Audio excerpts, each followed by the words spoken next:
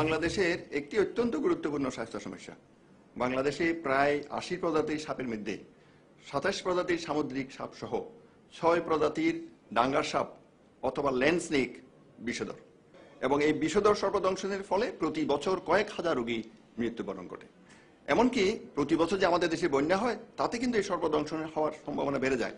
এমন গত বছর প্রায় ১০৩ রোগী সর্পদংশনে আক্রান্ত হয়ে তার মধ্যে ১০০-র অধিক রোগী সর্পদংশনের পরেই মারা যান। এর মধ্যে কিন্তু একটা রোগী কিন্তু সর্পদংশনের পরে মারা যাওয়ার কথা নয়।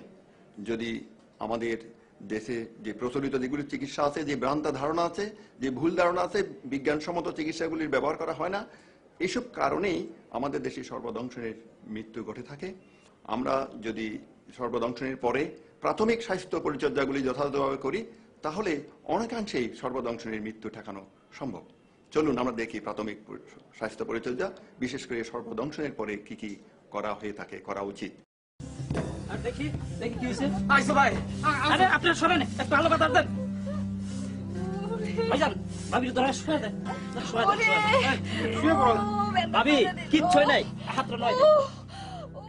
সাপে কামড়ানো ব্যক্তিকে প্রথমে খোলামেলা একটা জায়গায় নিয়ে দ্রুত শুইয়ে দিতে হবে। তার চারপাশের লোকজনকে সরিয়ে দিতে হবে যাতে রোগী যথেষ্ট আলো বাতাস পায়।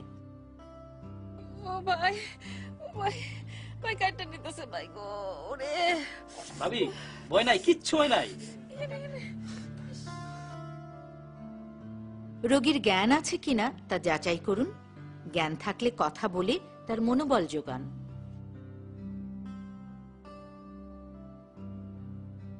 শরীরের বর্ণ ও দংশনের স্থান ভালোভাবে পরীক্ষা করে জেনে নিন সাপটি বিষধর কিনা।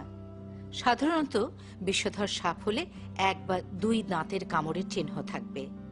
২-এর অধিক দাঁতের কামড় থাকলে সাপটি বিষধর নয়। রোগীর হাতে বা পায়ে কোনো অলংকার থাকলে তা খুলে ফেলতে হবে।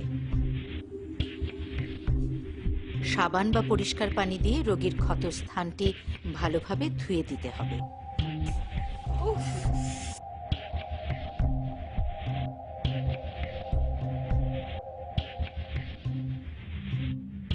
হাত বা পায়ে কামড় দিলে ক্ষতস্থানে বাঁশ বা কাঠের চটা দিয়ে হালকাভাবে বাঁধতে হবে।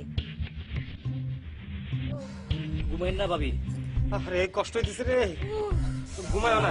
শোনো শোনো শোনো, এই তো ডাক্তারের কাছে এখনই যাবো। সাপে কাটা ব্যক্তিকে সারাক্ষণ সজাগ রাখার চেষ্টা করতে হবে। আমরা এতক্ষণ দেখলাম সর্পদংশনের পরে কি কি করণীয়, অত্যাবশ্যকীয় প্রাথমিক করণীয় আমরা দেখলাম। এখন আমরা দেখি কি কি করা যাবে না। বেশি নড়াচড়া করলে বিষ দ্রুত ছড়িয়ে পড়তে পারে, তাই রোগীকে নড়াচড়া করা থেকে বিরত রাখতে হবে।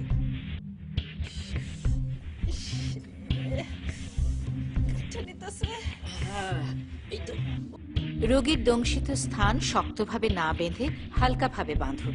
কোনো প্রকার টুর্নিকেট ব্যবহার করবেন না। ক্ষত স্থানটি কোনো প্রকার লতাপাতা, তৈলাক্ত বা ঘি জাতীয় কোনো কিছু লাগিয়ে ময়লা করা যাবে না। ক্ষত স্থানে কোনো প্রকার কাটাছেঁড়া করবেন না। ক্ষত স্থান মুখ দিয়ে চুষবেন না। কাউকে সর্পদংশন করলে একটু আগে আমরা যেগুলি দেখলাম প্রাথমিক চিকিৎসাগুলো, কি করণীয় কি করণীয় নয়, এগুলি তো আমরা করবই, কিন্তু সবচেয়ে গুরুত্বপূর্ণ যেটা, সর্পদংশন আক্রান্ত রোগীকে অত্যন্ত দ্রুততার সাথে নিকটবর্তী হাসপাতালে নিয়ে যাবেন। এমনকি থানা হাসপাতাল, উপজেলা হাসপাতাল, জেলা হাসপাতাল অথবা বড় হাসপাতালে নিয়ে যাবেন। কারণ সর্পদংশনের পরে সর্পদংশনের যে চিকিৎসা, যে বিজ্ঞানসম্মত চিকিৎসা, বিশেষ করে বিষধর সাপের দংশনের পর অ্যান্টি স্নেক ভেনম এবং আনুষঙ্গিক চিকিৎসা, প্রয়োজনে কৃত্রিম শ্বাস প্রশ্বাসের ব্যবস্থা যদি করা যায় তাহলে সর্পদংশন আক্রান্ত রোগী একজনেরও মৃত্যু হওয়া উচিত না। বিপর্যয় আছে বাঁচার উপায়।